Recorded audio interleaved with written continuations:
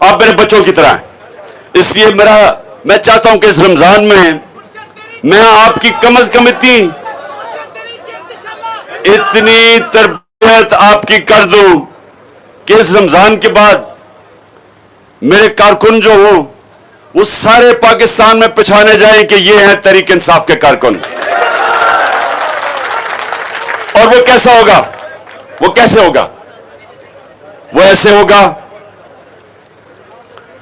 جتنا اس نوجوان نے ایسا زبردست اس نے ہم پڑھی ہے، جتنا آپ اللہ کے قریب جاتے رہیں گے آپ کی پرواز اوپر ہوتی جائے گی. جتنا آپ اپنے نبی صلی اللہ علیہ وسلم سے عشق کریں گے اور اس کی راستے پہ چلیں گے آپ کا عظمت کا ستارہ اوپر جانا شروع ہو جائے گا. یہ یاد رکھیں، ہر انسان کے اندر، ہم ہر سب میں اللہ نے صلاحیت دی ہے کہ ہم جو چاہتے ہیں ہم بن سکتے ہیں. یہ بڑا ضروری ہے آپ کی چیز سمجھنا. میں وہ ان لوگوں میں سے تھا، میرے سے بہتر عقل میں بھی اسکول میں بچے تھے، صلاحیت میں بھی بہتر تھے، لیکن میں ان سے آگے کیوں نکلا میں اب ذرا آپ کو بتانا چاہتا ہوں. اور وہی چیزیں آپ نے اپنانی ہیں. میں آگے کیسے نکلا؟ پہلی چیز، بڑا سوچا کرو، بڑی خواب رکھا کرو. آپ اتنے ہی بڑے ہیں جتنی آپ کی خواب ہے. مثلا اگر میری خواب صرف کلب کرکٹر بننے کی ہے تو میں ٹیسٹ کرکٹر نہیں بن سکتا. بڑی خواب رکھو، بڑا سوچو. ہمارے نبی صلی اللہ علیہ وسلم نے مدینہ کے عربوں کے بیچ میں ایک بڑی سوچ ڈال دی. اللہ نے ان کو رحمت للعالمین کا خطاب دے دیا. سب انسانوں کے لیے رحمت بن کے آئے، مسلمانوں کے لیے نہیں، سب انسانوں کے لیے. بڑی سوچ. اور قرآن میں اللہ رب العالمین ہے، سب انسانوں کا خدا ہے. مطلب اس کا بہت سمجھنے والا ہے کہ وہ جو لوگ قومیں آپ سے آگے نکل گئی ہیں وہ اس لیے نہیں نکلی کہ ان کے اندر کوئی خاص صلاحیت اللہ نے پیدا کی ہے. وہ اس لیے نکلی ہیں کہ وہ مسلمان نہ ہوتے ہوئے وہ ان اصولوں پہ کھڑی ہو گئی ہیں جو اللہ نے ہمیں حکم کیے تھے. مثلا اگر یہودی، اگر ہندو، اگر سکھ، اگر وہ سچے لوگ ہوتے ہیں لوگ ان کی زیادہ عزت کریں گے. اگر مسلمان ان کے سامنے جھوٹ بولتا ہے اس کی عزت نہیں ہوگی. جس کا کردار صادق اور امین کے اوپر ہوگا، سچا اور امانت دار، جو بھی اس کا دین ہو، جو بھی ہو، جس بھی ملک سے ہو، اس معاشرے میں اس کی عزت ہوگی. اور جو کیریکٹر، لوگ کیسے آپ کی طرف آتے ہیں؟ لوگ جب آپ کے کردار سے متاثر ہوتے ہیں تب آپ کی طرف آتے ہیں. میں کروں دین کی باتیں اور اپنا ضمیر ایک ڈیزل کے پرمٹ پہ بیچ دوں تو لوگ میری عزت نہیں کریں گے. سنیں امال جو آپ کے ہیں وہ جب آپ نبی صلی اللہ علیہ وسلم کے کردار کے اوپر کوشش کریں گے، ان کے راستے پہ، ان کی سنت پہ چلنے کی، تو آپ کی خود ہی معاشرے میں عزت اوپر جانی شروع ہو جائے گی. اگر وہ ایک عیسائی یا ایک یہودی یا ہندو اگر وہ اس پہ چلے گا وہ اس کی بھی عزت اوپر چلی جائے گی، کیونکہ وہ رحمت للعالمین ہیں، سب انسانوں کے لیے رحمت بن کے آئے ہیں. یہ سمجھنا ہے آپ نے. اگر آج یہودی تھوڑے سے ہیں دنیا کے اوپر حاوی ہوئے ہیں، کتنے ہوں گے یہودی؟ 6 کروڑ، 8 کروڑ، 10 کروڑ زیادہ سے زیادہ ہیں. اس سے اتنے بھی شاید نہیں ہیں. اور مسلمان 1.5 ارب مسلمان ہیں. وہ تھوڑے سے یہودی اگر آج دنیا کے اوپر کنٹرول کرتے ہیں، اس لیے کرتے ہیں وہ پڑھتے بہت زیادہ ہیں، محنت بہت کرتے ہیں. جو نبی نے کہا تھا کہ اگر چائنا بھی علم حاصل کرنے کے لیے جانا پڑے تو جاؤ. ان دنوں میں چائنا جانے کا مطلب اپنی جان سے کھیلنا تھا، شاید ہی کوئی بچ کے آتا تھا واپس. تو اگر آج دوسری قومیں، دوسرے دین کے لوگ اگر علم کے اوپر اتنا ہمارے سے زیادہ اگر وہ زور دیتے ہیں علم حاصل کرنے کا، تو اللہ ان کو اوپر لے جائے گا. اگر اللہ جب سے اس نے دنیا بنائی ہے حکم کیا کہ میں اس انسان کو جو محنت کرتا وہی اوپر جائے گا, اگر ہم محنت نہیں کریں گے تو ہم اوپر نہیں جائیں گے. تو میں آپ کو بتا رہا تھا کہ میں جب میرے سے بہتر کھلاڑی بھی تھے, میری خواب ان سے بڑی تھی, میں پھر ایک جگہ پہ پہنچتا تھا, پھر میں اس کے بعد اپنا اور خواب بڑی کر دیتا تھا. اگر میں ایک گول پہ پہنچ جاؤں پھر میں اگلا گول سیٹ کر دیتا تھا. میں کبھی رکتا نہیں تھا.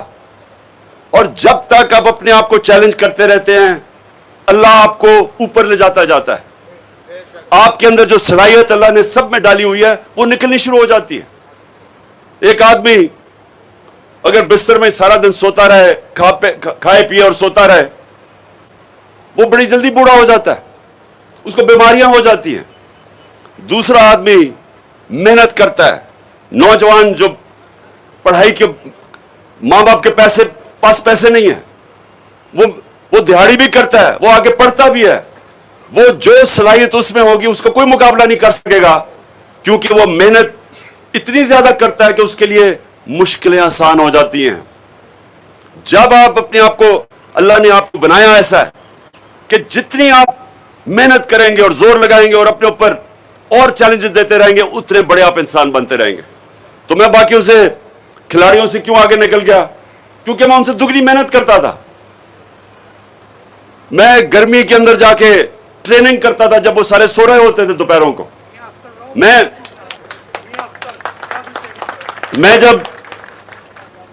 جب میں میچ کھیلتا تھا تو سارا جب بھی برا کرتا تھا اپنا جائزہ لیتا تھا, رجسٹر بنایا تھا کیا غلطی کی میں نے.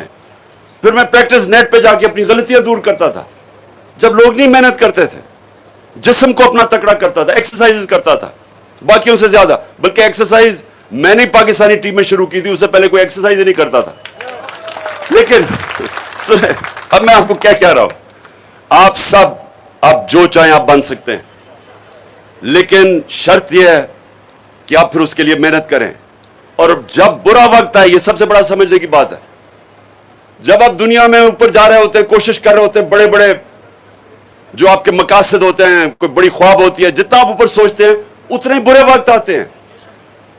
یہ کبھی نہ سوچیں کہ پہلے دن سے جو آدمی نے فیصلہ کیا وہ اوپر چلا گیا, ایسے نہیں ہوتا. آپ جب بھی آپ کا بڑا مقصد ہوتا ہے آپ کو مشکل وقت سے گزرنا پڑتا ہے. اور کامیاب انسان وہ ہوتا ہے جو مشکل وقت کو سنبھالنا جانتا ہے کہ کیسے مشکل وقت میں نے کیسے نکلنا ہے. اور میں آپ کو بتاتا ہوں, میرے سے زیادہ آپ میں کسی نے مشکل وقت نہیں دیکھے. وہ کیا ہوتا ہے طریقہ نکلنے کا؟ پہلے عقل, آپ میں اللہ نے سب سے بڑا یہ جو آپ کی طاقت ہے وہ آپ کا ذہن ہے. پہلے سوچیں کہ یہ مشکل وقت کیوں آیا, میں نے کیا غلطیاں کی. آپ کو اپنی غلطیوں کا جائزہ لینے آنا چاہیے.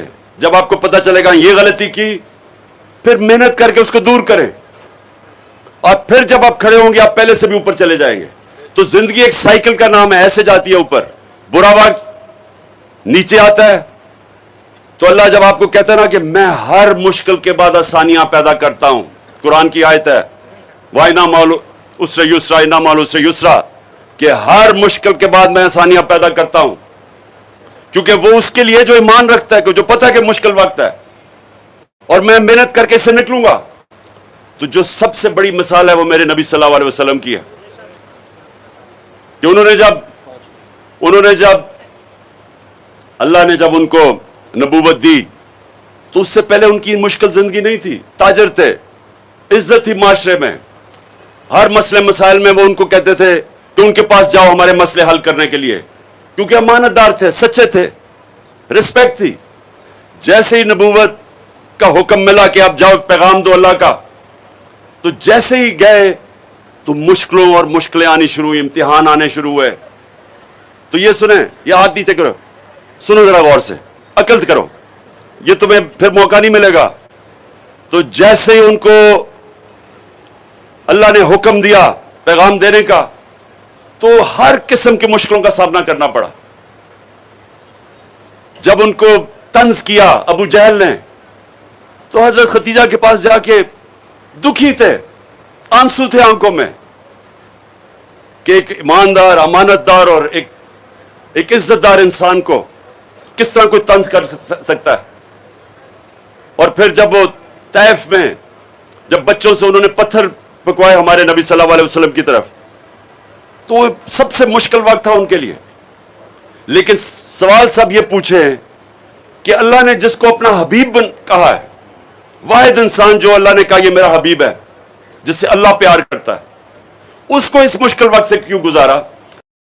سب کو بتانے کے لیے کہ مشکل وقت کا سامنا جب کرتے ہیں، اگر اوپر جانا ہے تو جو اللہ نے اپنا حبیب اور جس نے سب سے دنیا کی تاریخ میں کامیاب انسان، تو اس کو مشکل وقت سے اللہ نے اس لیے گزارا کہ مشکل وقت میں انسان تکڑا ہوتا ہے، طاقت اس میں تب آتی ہے. اوپر جانے کے لیے مشکل وقت سے گزرنا پڑتا ہے. اور نماز میں مانگ نہیں ہے کہ اللہ ان کے راستے پہ لگا جن کو تو نے نعمتیں بخشی.